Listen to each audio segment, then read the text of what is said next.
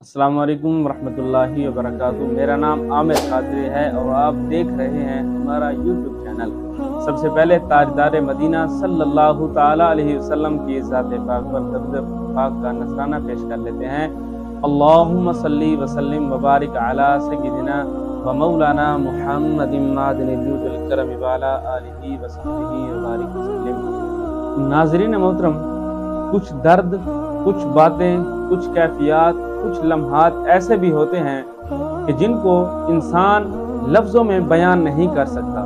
اسے محسوس کرنا پڑتا ہے۔ بعض اوقات انسان کے اندر ایسی صلاحیت ہوتی بھی ہے کہ سامنے والے کے درد کو محسوس کر سکے، لیکن ہوتا کیا ہے کہ بعض اوقات وہ درد محسوس ہو بھی رہا ہوتا ہے، اسے معلوم بھی ہوتا ہے، لیکن جان بوجھ کر اسے نظر انداز کیا جاتا ہے۔ آج کے اس دور میں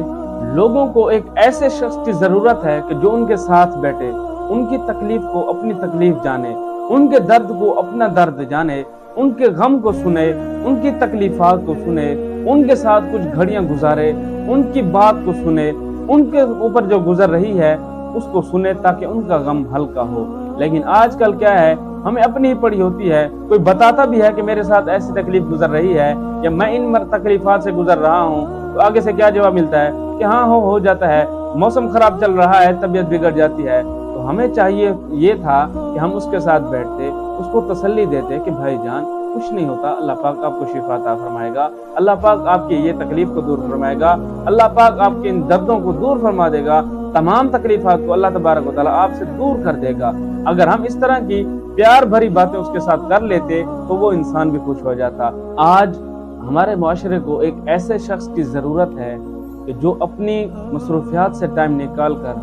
دکھی دلوں والے انسانوں کی، ٹوٹے ہوئے انسانوں کا سہارا بنے، ان کو حوصلہ دے، ان کی تکلیفات کو سنے، ان کے درد بھرے پیغام کو سنے، سن کر ان کو حوصلہ دے۔ جب ہم ان کو حوصلہ دیں گے تو اللہ تبارک و تعالیٰ سے کبھی امید ہے کہ اللہ تبارک و تعالیٰ ان کی نیک دعاؤں کے صدقے اللہ تبارک و تعالیٰ ہمارے مستقبل کو بھی نور علی نور کر دے گا، اور کبھی امید ہے کہ وہ جب ہم اس کو تسلی دیں گے، اس کو حوصلہ دیں گے، تو انشاءاللہ الکریم اس کا مستقبل بھی سنور جائے گا۔ اللہ تبارک و تعالیٰ کی پاک بارگاہ میں عرض ہے کہ اللہ تبارک و تعالیٰ ہمیں دکھی انسانوں کی سہارا بننے، ان کو حوصلہ دینے کی توفیق عطا فرمائے۔ السلام علیکم ورحمۃ اللہ وبرکاتہ۔